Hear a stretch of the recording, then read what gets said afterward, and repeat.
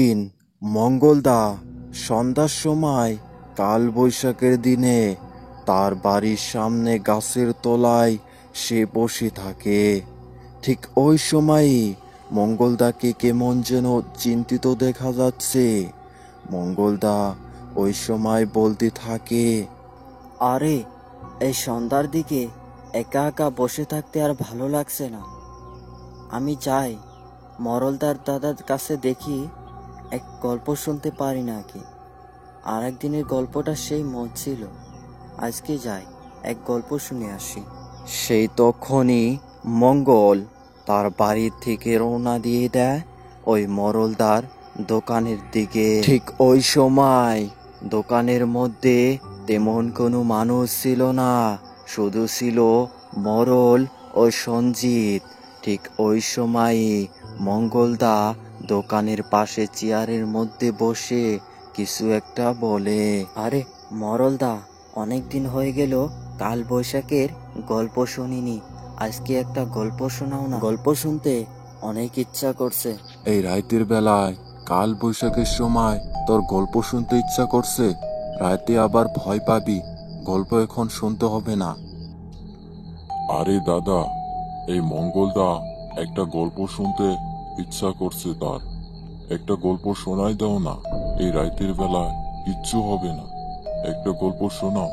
এত করে যখন বলছিস, কাল বৈশাখের দিনে কাল বৈশাখের গল্প শোনায়, তাহলে শোন তোরা। একদিন ঠিক মাঝরাতে কাল বৈশাখের দিনে অনেক বৃষ্টি নামছিল। ঠিক ওই সময় বাস স্ট্যান্ড থেকে বাসে উঠে রওনা দিয়ে দিলাম বিলাসপুর যেতে।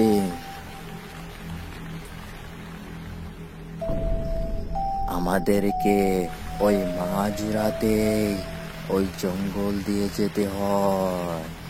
আমরা তো অনেক ভয় পেয়ে যাই। ঠিক ওই সময় এক মাঠের সামনে যে বাসটা হঠাৎ ব্রেক করে থামিয়ে দেয়, আর ড্রাইভারটা বলতে থাকে, আরে মরল ও বিশু, তোমরা সবাই এখানেই নেমে যাও, আর বাস যাবে না। কারণ এই বৃষ্টির মধ্যে মাঝরাতে আর বাস কোথাও যাবে না, এখন ঘুরে যাবে বাড়িতে। ঠিক ওই সময় আমি তখন ড্রাইভারকে বললাম, আরে ড্রাইভার ভাই, তুমি এগুলা কি বলছো? আমরা এখন এই মাঝরাতে বাসে থেকে নেমে গেলে বাড়ি যাব কি করে বলো? ওই সময় আমাদের কোনো কথা না শুনেই ড্রাইভার আমাকে ও বিশুকে নামিয়ে রেখে যায়। বিশু তখন বলে আমাকে, আরে মরলদা, এ আমরা কি বিপদে পড়লাম? অনেকখানি রাস্তা বাড়িতে যাওয়ার বাকি আছে, এখন কিভাবে যাব আমরা? আরে বিশু, ভয় পেয়ে লাভ নেই, আমাদেরকে পায়ে হেঁটে বাড়ি চলে যেতে হবে, নয়তো এই শ্মশান ঘাটের মধ্যে বেশিক্ষণ থাকা যাবে না। চল এবার রওনা দিয়ে দেই আমরা। আমরা দুজন তখন ওই চড়াই থেকে রওনা দিয়ে দেই। ঠিক ওই সময় আমাদের পিছন পিছন ছায়ার মতো দেখতে কে যেন কান্না করে ও আমাদেরকে ডাকতে থাকে।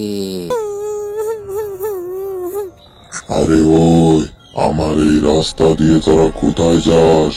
আজ তোদের শেষ দিন।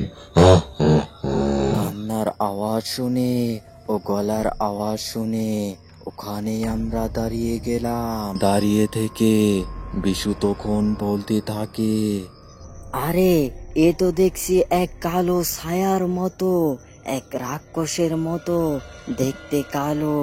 আরে আমাদেরকে মেরো না, আমাদেরকে ছেড়ে দাও। আরে, আমার নাম হলো কালো ছায়া ভূত। আমার হাত থেকে তোরা কেউ বাঁচতে পারবি না।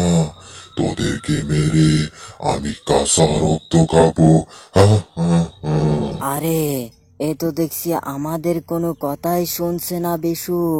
পালা রে বিশু, এখানে থাকলে আমাদেরকে মেরে খেয়ে নেবে। পালা রে বিশু, আমি তো দৌড়াইলাম। সেই তখনই দৌড়াতে দৌড়াতে আমি পালিয়ে গেলাম। কিন্তু বিশুকে রাক্ষস তরোয়াল মেরে মেরে তখনই রাক্ষস তার রক্ত খেতে থাকে, কাঁচা রক্ত খেতে থাকে।